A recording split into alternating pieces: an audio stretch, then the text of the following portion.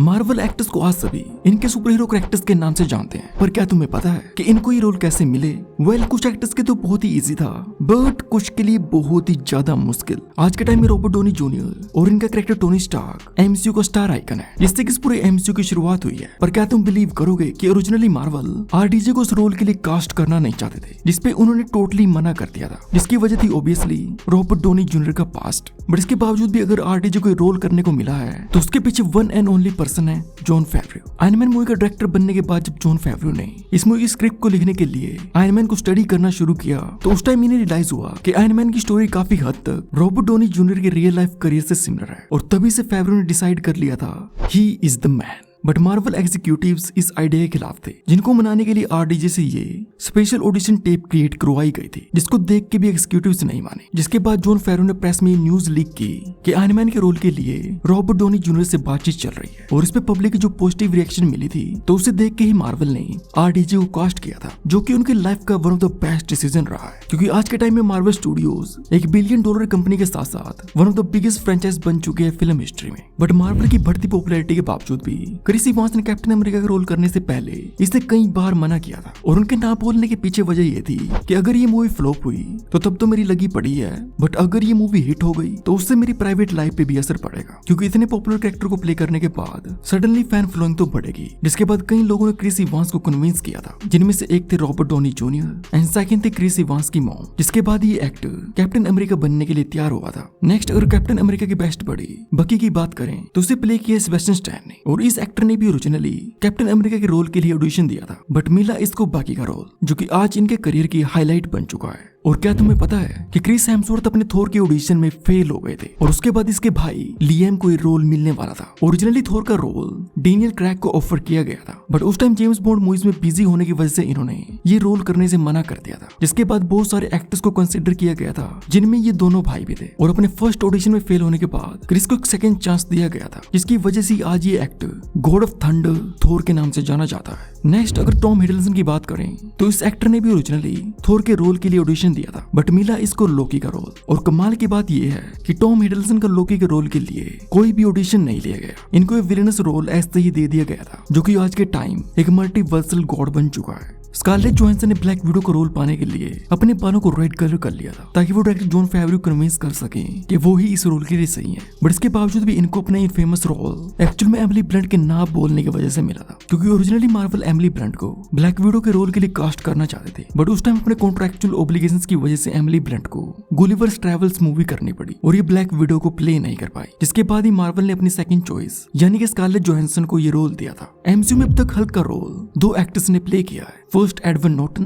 And second is Mark Ruffalo, जिनको initially the incredible Hulk movie में भी इस रोल को प्ले करने के लिए कंसीडर किया गया था। और बाद में जब रफलो को द एवेंजर्स मूवी में हल्क का रोल मिला तो उस टाइम ये मार्वल को कहने लगे थे कि मैं इस रोल के लिए सही नहीं हूँ। जिसके बाद जोस व्हेडन एंड आरडीजे ने मिलकर मार्क रफलो को ये रोल करने के लिए कन्विंस किया था, और आगे इसी कन्विंसिंग फॉर्मूला का यूज मार्क रफलो ने जोस ब्रोलिन पे किया था, जिसने एमसीयू के सबसे बिगेस्ट बैडेस्ट विलन थैनोस को प्ले किया है। क्योंकि ओरिजिनली जोस ब्रोलिन इस रोल को प्ले करने से पहले झिझक रहे थे कि मैं थैनोस को प्ले करूं या नहीं, तो इसे डिसाइड करने के लिए इन्होंने कॉल किया था मार्क रफलो को। जिस दौरान रफलो ने ब्रोलिन को कहा था कि शुरू में एक्टिंग करने में अनकंफर्टेबल होगा, बट बाद में जब तुम मूवी देखोगे तो तुम्हें विश्वास भी नहीं होगा कि तुम मूवी में क्या क्या कर रहे हो। And thanks to Mark Ruffalo, जिसकी वजह से जोस ब्रोलिन ने one of the most iconic role play किया है। और ये तो तुम सभी ने सुना ही होगा कि अगर बहुत सारे लोग किसी एक ही चीज के पीछे लगे हों तो तुम्हें उन सभी को हराने के लिए कुछ अलग कुछ क्रिएटिव करना पड़ता है। तो वैसे ही कुछ टॉम हॉलैंड ने स्पाइडरमैन का रोल पाने के लिए किया था, क्योंकि इस रोल के लिए टोटल 7000 एक्टर्स ने ऑडिशन दिया था, जिनके भी स्टैंड आउट करने के लिए टॉम हॉलैंड ने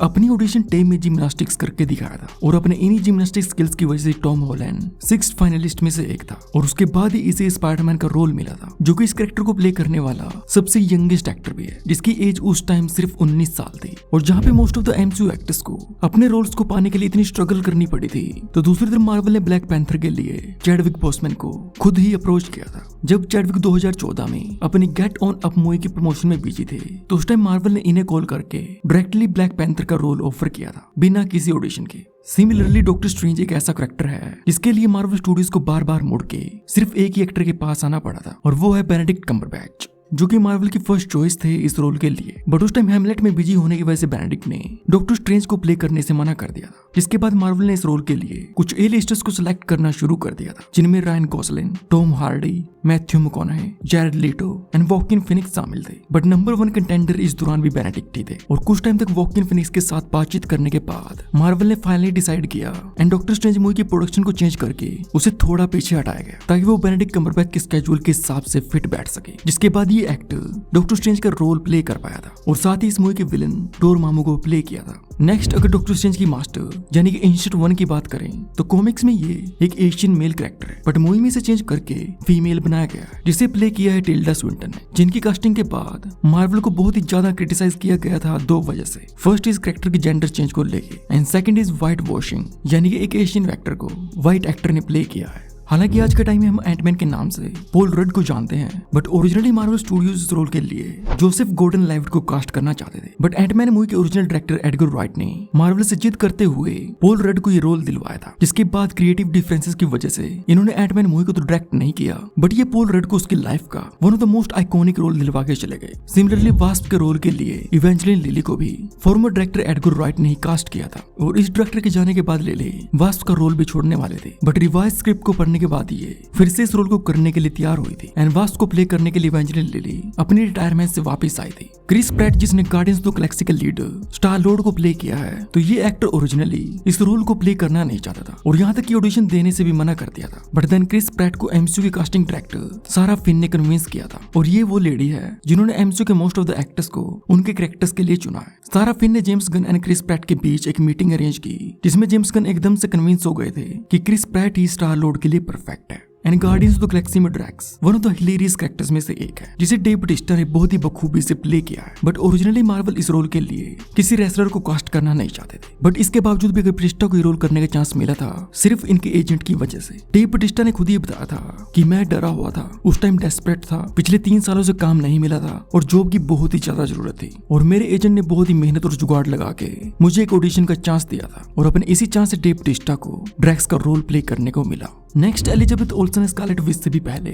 शैरन कार्टर के रोल के लिए ऑडिशन दिया था for Winter Soldier movie. Olsen को शैरन कार्टर का रोल तो नहीं मिला, बट एज ऑफ अल्ट्रॉन में इनको उससे भी पावरफुल कैरेक्टर प्ले करने को मिला, and that is Scarlet Witch. And Avengers Age of Ultron के विलेन अल्ट्रॉन को एमसीयू में एक्टर जेम्स स्पैडर ने प्ले किया, जो कि इस रोल के लिए फर्स्ट एंड ओनली चॉइस थे, जिसकी मेन वजह थी इनकी वॉइस, जो कि अल्ट्रॉन के कैरेक्टर के लिए बिल्कुल फिट है। जिसके बाद जेम्स स्पैडर ने अल्ट्रॉन को वॉइस देने के साथ साथ इसके मोशन कैप्चर को भी परफॉर्म किया था। और क्या तुम्हें पता है कि शांग-ची के रोल के लिए सिमू लियू को 2 बार ऑडिशन देना पड़ा था। इस रोल के लिए मार्वल स्टूडियोज एक चाइनीज एक्टर को ढूंढ रहे थे जो कि अपने 20s में हो, जिस लिस्ट में Lewis Tan and Simu Liu भी शामिल थे। फर्स्ट ऑडिशन के बाद सिमू लियू को कंसीडर किया गया था, बट बाद में जब मार्वल को अपना कोई भी मनपसंद अच्छा एक्टर नहीं मिला, देन सिमू लियू को सेकंड ऑडिशन के लिए बुलाया गया था, और साथ ही एक्वाफीना के साथ इस एक्टर के केमिस्ट्री टेस्ट भी करवाए गए थे, जिसके बाद ही एक्टर शांग-ची बना था। Next fantastic four first steps के चारों मेन एक्टर्स हैं, तो इन्हें इनके ये रोल्स बिना किसी ऑडिशन के दिए गए हैं, क्योंकि रीड का रोल सबसे पहले एक्टर जैक गिलनहान को ऑफर किया गया था, जिन्होंने प्रीवियसली एमसीयू में मिस्टीरियो को प्ले किया है, बट इसने रीड को प्ले करने के लिए जो सैलरी मांगी थी तो वो मार्वल देना नहीं चाहता था। एंड सिमिलर केस सू को लेकर भी हुआ था, क्योंकि ओरिजिनली मार्वल स्टूडियोज चाहता था कि एमा स्टोन सू को प्ले करे, बट इस एक्ट्रेस ने भी जो हाई सैलरी मांगी थी तो स्टूडियो ने उसे भी देने से मना कर दिया था। जिसके बाद मूवी में हमें फाइनल एक्टर्स देखने को मिले हैं, वो भी बिना ऑडिशन के। तो ये थी कुछ स्टोरीज कि इन सभी एमसीयू एक्टर्स को अपने रोल्स को पाने के लिए कैसी डिफरेंट स्ट्रगल्स करनी पड़ी थी। वीडियो अच्छी लगी तो लाइक एंड सब्सक्राइब जरूर करना, एंड एमसीयू में तुम्हारा फेवरेट एक्टर एंड कैरेक्टर कौन सा है कमेंट्स में जरूर बताना।